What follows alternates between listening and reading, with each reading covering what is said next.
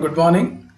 This is Muhammad Suleiman, Assistant Professor of Commerce working at MVS Government Degree College, Autonomous, Mehboob Nagar. Today let us learn offer. Offer is very important in the formation of a contract because offer is the starting point in the formation of a contract.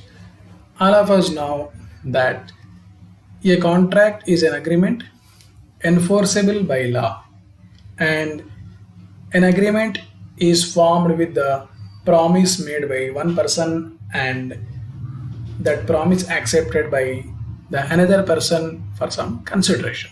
Hence, when we talk about contract, we should know about offer. Offer and its acceptance will make an agreement, and when agreement is enforceable at law will make a contract. Therefore, it is important for us to learn about offer. So this is the objectives of the lesson. First of all, we will see what is introduction of offer, or what is basically offer called. Then we will learn the definition of offer, and later on we will see different kinds of offer, and we'll learn what are the essentials of a valid offer, and then we will see the revocation of offer and how the offer can be revoked. Then finally we will learn the modes of revocation of offer. So now let us move on, and as discussed earlier, an agreement is nothing but an accepted proposal. So there must be a proposal or offer by one party and its acceptance by the other party for making an agreement. And therefore, offer is the starting point in the formation of the contract. So it is important to note that an agreement is nothing but an accepted proposal, and there must be two parties. There must be two parties who exchange the offer and acceptance. For example, if Mr. A offers to sell his scooter for rupees 10,000 to Mr. B, if B accepts the offer, then it will result into a contract. Otherwise, it will not become a contract. Therefore, it is worth noting, or it is worth mentioning, that a proposal is an expression of a will or intention. Offer and proposal are the words which are used synonymous. Sometimes it is called offer and sometimes it is called proposal. Thus, a proposal is nothing but an expression of will or intention. When one person expresses his will or intention to the other person, then it is called offer. So it is highly important to note that the expression or willingness is ventilated either to do something or not to do something, and it must be made to some other person, that is second person or third person. One person cannot make offer to himself because the law says that there must be at least two persons. Hence, the offer can be made to some other person but not to himself. And the main intention in making an offer is the objective of taking his consent. Consent can be either in positive mode or consent can be in the form of negative mode. Having known something about offer, let us see the definition of offer according to Indian Contract Act. The Indian Contract Act, Section 2 of A, defines offer as when one person signifies to another his willingness to do or abstain from doing anything with a view to obtaining the assent of that other to such act or abstinence. The definition is very clear. It says that one person signifies to another. For example, if there are two persons called Mr. X and Y, Mr. X shall signify his willingness to another person, that is Mr. Y. Mr. X shall ventilate his idea, shall express his willingness to Mr. Y to do something. To do something could be anything, for exchange of goods and services, for selling of articles, for selling of properties, or for doing some work, etc.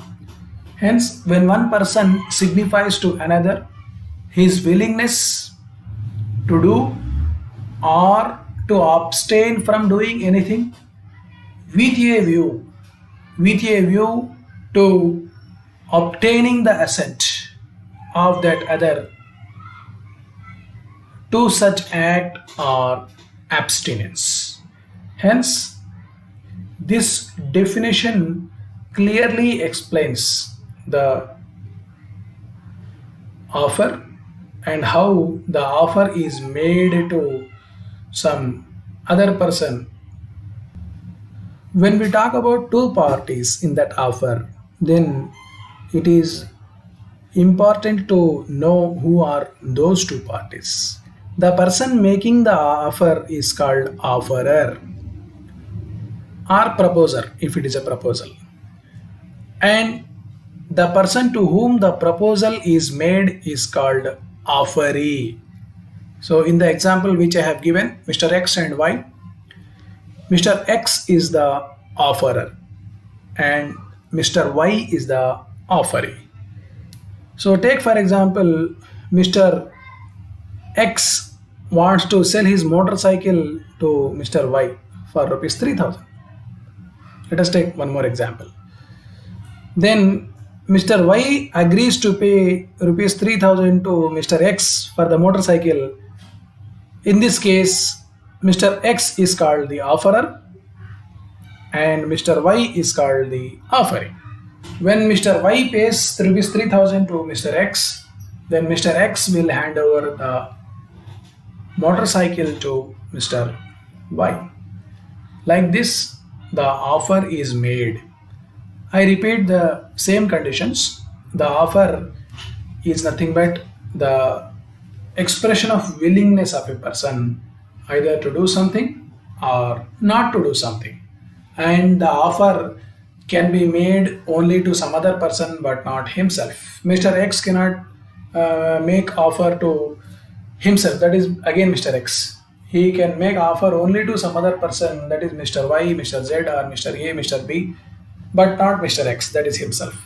And the main intention behind making the offer is the intention of obtaining the consent of the party to whom the offer is given. Therefore, a casual inquiry or seeking information or a statement of fact or statement of just intention are not called as offers, because those are just casual inquiries about something, about some phenomena. Hence, offer shall have willingness to do something and it must be communicated to the other party, and it must have an intention of taking acceptance or consent. After learning the definition, now let us move on to different kinds of offer. The offer or proposal may be classified on two grounds. One is how an offer is made, and second one is to whom an offer is made. First of all, how an offer is made, the method. The method in which the offer is given is important here. That is one basis. And second basis is to whom an offer is made. To whom means person or the party to whom the offer is made.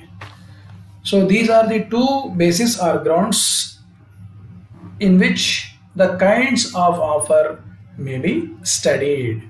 Now let us see on how an offer is made. On the basis of the method of making an offer, the offer can be divided into two types.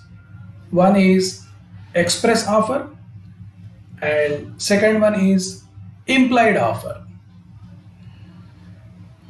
An express offer is one which may be made either by words spoken or written in the form of a letter, or it could be a telegram, it could be a fax message, it could be an email, or it could be any other message put over internet. Therefore, an offer which is either in the form of oral words or in the form of written matter is called express offer.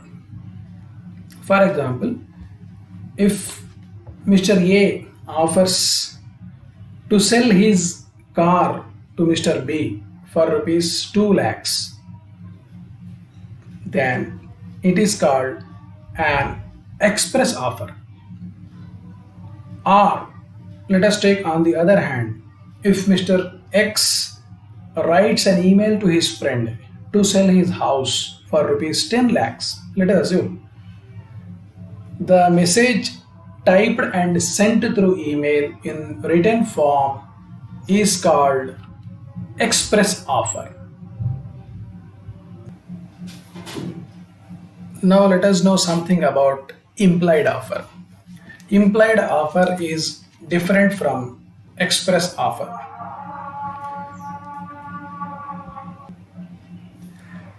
Implied offer is one which arises or which may be gathered from the conduct of the party or the circumstances of the particular case. For example, when a person goes to a doctor for treatment of his illness, let us assume one person is suffering from fever. When he approaches a doctor to seek his medical advice or for treatment of the fever from which he is suffering, his conduct implies, or his visit to the hospital itself implies that he is ready to pay the fees for the treatment or he is ready to pay the fees for the consultation. The offer normally will pay the usual charges, that is doctor fees. Same is the case when we step into a bus, local bus. It is implied that we are ready to pay the bus fare, that is taking ticket. Or when we visit a restaurant for eating, it is implied that we are ready to pay the bill. Then this type of offers are called implied offers, where the conduct of one person will make himself to pay for the activity which he has entered into it. This is different from express offer. Express offer is an offer which is either in oral words or in written words, but implied offer is nothing but it is an offer which is gathered due to the conduct of the party concerned. Therefore, the kinds of offer on how it is made is divided into the express offer and implied offer. Now let us see the classification offer on the grounds of how it is, to whom it is made. On the grounds the offer to whom it is made, the offer is of two types. One is general offer and the another is specific offer. Let us see first what is specific offer. When an offer is made to a particular person, when an offer is made to a specific person, or when an offer is made to a definite person, then it is called a specific offer. For example, if I want to sell my house, I can tell to my friend that if I sell this house, I will sell to you only. I will not sell to any other person. For example, my name is M and my friend's name is N. So M is giving an offer to sell his house to Mr. N, and the offer is not given to any other person like P, Q, R, X, Y, Z. Therefore, this type of offer is called specific offer. If a car manufacturing company offers to give a special discount of 10% to doctors, let us assume. So, if doctors come to purchase the car, they can avail the special discount of 10%. And it is important to remember that this offer is not applicable to other persons or who are not doctors. If an engineer approaches to buy the car, he cannot avail the discount of 10% because he is not a doctor. And the offer is given only to doctors only. Therefore, this offer is called specific offer, and specific offer can be accepted only by those persons to whom it is made. And general offer is different from this. A general offer is an offer which is given to the whole world, irrespective of persons, irrespective of group of persons, or irrespective of any definite persons. When an offer is given to general public at large, when an offer is given to the entire world, then it is called a general offer. For example, if I want to sell my bike, I can give an offer. Anybody who comes with rupees 20,000, I will sell my bike.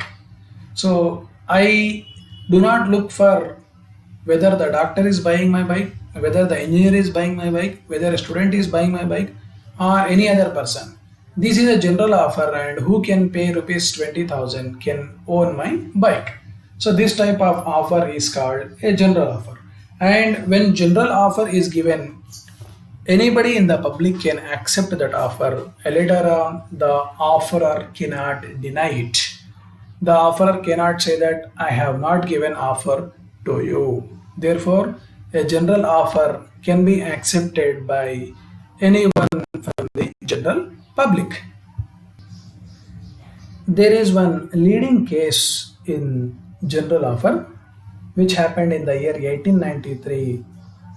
The case is between Carlyle versus Carbolic Smoke Ball Company Limited. The offer details are: the Carbolic Smoke Ball Company, which manufactures smoke ball, a kind of medicine, by an advertisement announced a reward of 100 pounds to any person who should contract influenza after having used the smoke ball 3 times daily for 2 weeks, according to the printed directions. It also added in the advertisement that 100 pounds were deposited in a bank account, showing the fulfillment of promise. In response to this advertisement, the other party of the case, Mrs. Carlyle, used the smoke balls according to the directions given by the company, but contracted influenza. It is important to note that she contracted influenza after consuming the smoke balls daily 3 times according to the printed instructions, even after 2 weeks. Then, as per the offer given, she responded to the offer and filed a claim for payment of £100 because she contracted influenza. The company refused to pay £100 and said that the offer was not given to you. Then she moved to court. It was held that she could recover the reward as the advertisement was a general offer and it was given to public at large and it was not a specific offer. Therefore, the fulfillment of conditions as laid down by the company was important, but not the plaintiff or the person who is claiming the £100. Therefore, a general offer is an offer which is made to public at large, and any person from the public can accept the general offer. At this point, it is important to distinguish the offer from few certain statements. For example, an announcement of auction sale by a company is not an offer because a mere statement of intention for sale of goods is not an offer. The company can cancel the auction at any time by giving a proper notice. And a casual inquiry regarding one particular goods is not an offer. An advertisement for calling for tenders also is not an offer. Therefore, offer must be distinguished from these items. After seeing the different kinds of offers, let us move on to essentials of a valid offer. What are the essential conditions which make an offer a valid offer? The first and foremost essential condition of a valid offer is offer must be capable of creating legal relations. It is it is highly essential to note that the offer shall give rise to legal obligations. For example, if I offer my friend to join dinner tomorrow evening, if he does not turn up for dinner tomorrow evening, I cannot file a case against him because an offer for joining dinner will not give rise to any legal obligation. It is a friendly obligation or it is a social arrangement which arises because of the friendship between me and my friend. And there is no intention of creating legal relationship here. Therefore, the essential element is that there must be a result of legal obligation which arises due to offer given and the both parties shall be binding to that. One important case here to remember is Balfour versus Balfour, which we learnt in essentials element of a valid contract, wherein husband promises his wife to send £30 every month when he is working abroad in some other country. When he fails to do so after some time, wife files a suit against him. It was held by the court that it is a mere domestic arrangement between the wife and husband, which is a domestic contract or a domestic agreement, which does not give rise to any legal obligation. Therefore, the offer must be capable of creating some legal relations. Then, second essential condition is offer must be certain, definite, and not vague or confusing. No contract will come into existence if the terms of the offer are confusing, if the terms of the offer are not clear, if the terms of the offer are not certain, and any claim against that offer will not stand because of the lack of certainty. A vague offer does not convey what it exactly means to the parties. Therefore, the offer, when it is made, must have clear terms. One famous case in this condition is there, which happened in the year 1855 between Taylor and Portington. In this case, one person agreed to take the another person's house on rent for 3 years if the house is renovated according to the present style. After the house was renovated accordingly, then the person refused to take the house on rent because it was not according to his expectations. Then the matter was taken up to the court, and it was held that the word present style is vague. What do you mean by present style? What is the definition of renovating or decorating the house according to the present style is vague. It is not clear. It is not it is not definite. Therefore, the offer was vague and the case was dismissed. Hence, it is important that offer must be certain, definite, and not vague. And there is one more essential conditions of a valid offer, that is, offer must be communicated to the offeree. When an offer is given, it must be communicated to the offeree. If the offeree does not know, or if there is no communication to the offeree regarding the offer, then he cannot accept it. There is no acceptance from his side. And further, a person cannot accept an offer about which he is not aware, even later on also, in the future also.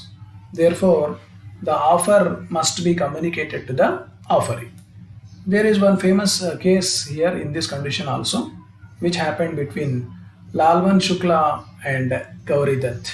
This case is called Lalman Shukla versus Gauri Dutt, which happened in the year 1913. In this case, a master, when he found his nephew missing, sent his servant to trace out his nephew. And after some time, when the servant has left to trace his nephew, the master announced a reward to that person who will trace his nephew. After some days, fortunately, his servant traced his nephew and came back. And later on, after some days, his servant came to know that in his absence, his master announced some reward to that person who will trace his nephew, and he claimed for that reward. The master refused to give a reward to him because he is not aware. He was not aware of the offer when he was actually searching his nephew. The matter was taken up to the court, and it was held that as the servant was not aware of the offer given by the master, the reward for searching his nephew, and it was a duty of the servant to search nephew of his master, the servant cannot claim the reward. Hence, the application filed by the servant for claiming the reward was dismissed because he was not aware of the offer and he did not accept the offer. Then, one more essential of a valid offer is offer must be made with a view to obtaining the assent of the other party. If there is no intention of obtaining the assent of the other party, then the offer is not a valid offer. It should contain, it should bear an intention to obtain the assent of the other party. Then only it is a valid offer. Then one more condition, essential condition or essential of a valid offer is offer can be conditional also. An offer may be made to subject to some conditions also. In this case, if the conditions are fulfilled, then only the offer is valid. If the conditions are not fulfilled, then the offer is not valid.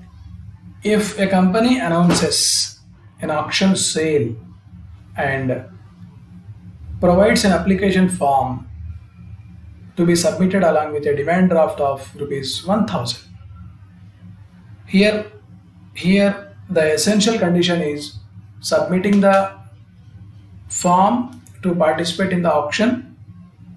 At the same time, payment of rupees 1000 demand draft as fees or charges for participating in the auction sale. If one person knowingly or unknowingly does not pay rupees 1000, he cannot claim to participate in the auction sale because he did not fulfill all the essential conditions made in the offer.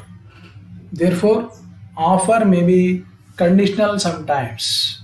If the offer contains certain conditions and after fulfillment of those conditions only there shall be any claim from the offeree. Otherwise, even the offeree accepts the offer, it is not valid. And the conditions have to be fulfilled to make an offer a valid offer. Then one more essential of a valid offer is lapse of an offer. An offer when given usually will be given a specified time within which the acceptance has to be communicated. When the time is over or when the time is complete, then the offer lapses automatically. For example, if I say that I will sell my bike and who comes before Monday, I will hand over the bike. Let us assume Mr. X comes before Monday to purchase my bike. I will sell my bike to Mr. X. Let us assume if nobody turns up till Monday and Mr. X comes on Tuesday, I can simply say that the offer is lapsed because I gave time up to Monday only. Therefore, the offer has lapsed and the reasonable time given for the offer is over.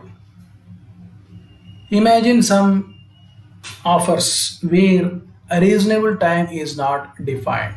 Then, in such a case, the reasonable time is a big question. It depends on the circumstances of the case. In such situations, a reasonable time could be days, reasonable times could be months also. Take, for example, for sale of precious things like gold, the reasonable time cannot be months because the price will be fluctuating always. Therefore, the reasonable time here is number of days. Or take, for example, a case like allotment of shares.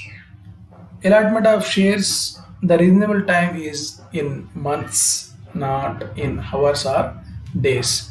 Therefore, the reasonable time here is defined according to the case. And in some cases, an offer can lapse by revocation also.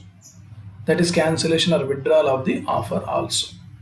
Then one more important essential condition of a valid offer is an invitation to offer is not an offer. when just invitation is given to participate or respond to the offer, it is not an offer. For example, advertisement in newspapers. The display of goods in a shop with price tags attached to it is an invitation to offer. The catalogs given in the shops or the catalogs provided in different supermarkets by describing the goods held for sale and the prices given thereover are not offers, but they are called invitation to offers. A price list is not an offer, but it is called an invitation to offer. When invitation to offer is given, a response can be given against that, but there shall not be any claim for accepting the invitation to offer. Therefore, an invitation to offer is different from an offer. So, these are the essential conditions of a valid offer. Now, let us talk about a revocation of offer. When an offer is given, it is possible to revoke or cancel the offer sometimes before the communication of its acceptance is complete. The condition here is the communication of acceptance shall reach the offerer. The communication of acceptance shall not reach the offerer before the offer is revoked. So, a proposal may be revoked at any time before the communication of its acceptance is complete, as against the proposer, but not later on. Therefore, a letter of revoking the offer must be received before the letter of acceptance is posted by the acceptor. If it is a matter of writing an offer and its acceptance. But on the other hand, once the letter of acceptance is posted, offer cannot be revoked. It was held in many cases because the acceptance is posted by the offeree, the offerer cannot withdraw the offer. And it is important to learn that the offer can be revoked just before the communication is received, but not later on. But we have certain ways or modes in which the offer can be revoked. Let us learn what are those methods or modes in which an offer can be revoked. The first and foremost method is by notice of revocation. An offer can be revoked by giving a proper notice. It is nothing but it is through a communication of notice of revocation by the offerer to the offeree before the acceptance is complete. However, an offer made in writing may be revoked by oral words of mouth. It is possible. It is not necessary that an offer made in writing shall be revoked or shall be withdrawn only by a letter in writing. It can be withdrawn by words of mouth also. And the notice of revocation may not always be express. It can be in other form also. A notice of revocation is to be effected before the communication is made by the offeree. If the offeree has made a communication of accepting the offer, then revocation is not possible. Then one more way or method in which the offer can be revoked is lapse of time. When the time lapses, the proposal or offer will come to an end automatically because the prescribed time is over. If the time given is up to 31st March 2020, then the offer can be accepted only before 31st March 2020, but not beyond that. if 31st March 2020 is over, then offer is over because the lapse of time. If no time is prescribed, then we talk about the condition called reasonable time. Then here reasonable time differs from person to person and case to case. Then what is a reasonable time is a question of fact depending upon the circumstances of each case wherein the concerned party have to decide about the reasonable time. As discussed earlier, the reasonable time for articles is different, the reasonable time for monetary things is different, the reasonable time for properties is different. Therefore, reasonable time clause is subject to some conditions. But it is essential that the lapse of time will put an offer to end. Then one more method of revocation of offer is by non-fulfillment of condition precedent.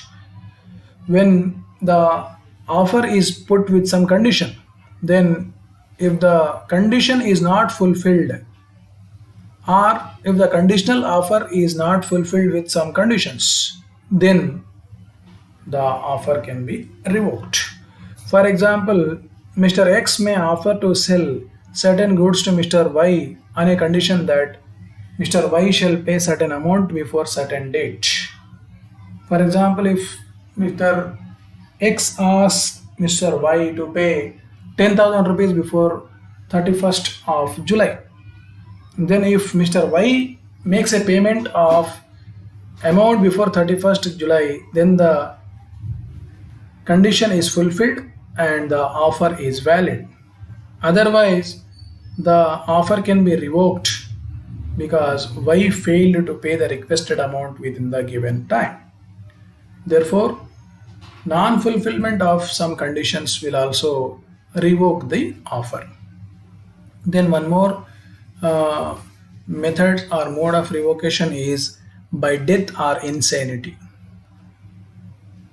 It is essential to note that an offer is revoked by the death or insanity of the offerer.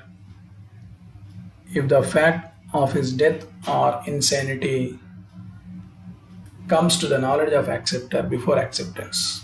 But under normal circumstances, even if the offeree accepts the offer in the ignorance without knowing the actual condition of insanity or death of the offerer, then also the offer is not a valid offer because the person who has made the offer is no more in case of death are not in a condition to fulfill in case of insanity. Under English law, death of the proposer revokes an offer even if acceptance is made in ignorance of the death. Therefore, the offer is revoked by death or insanity of the party to the contract or party to the offer. Then one more way of revocation of offer is by counter offer. Then here we need to know what do we mean by counter offer. Counter offer is nothing but an offer on offer. For example, I wanted to sell my bike for 10,000 rupees to my friend called Mr. S. Then Mr. S offers back again saying that I am ready to pay 9,000. Now, it is important here to remember that I offered for 10,000. Again, he offered me for 9,000. Now, you see, this statement that he made against my statement is called counter offer. An offer of 9,000 rupees against the offer of rupees 10,000 is called counter offer. When counter offer is made, the original offer automatically comes to an end.